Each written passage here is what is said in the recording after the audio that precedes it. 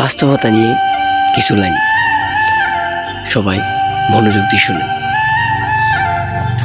যদি কখনো কারো মায়া পড়েন, তাকে কখনো বুঝতে দিবেন না।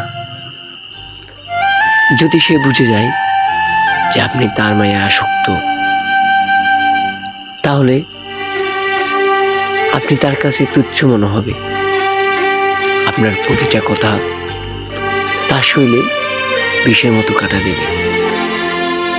ও চাইবে আপনার থেকে বেটার কাউকে, কিন্তু এটা বুঝবে না যে আপনি বেটার না, আপনি শুধু ওকে চান।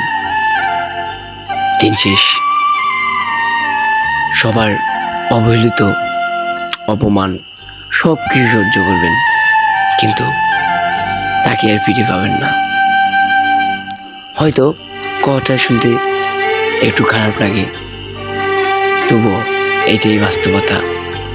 আর আমার আরেকটা ভিডিও চ্যানেলটি সবাই সাবস্ক্রাইব করে দেবেন।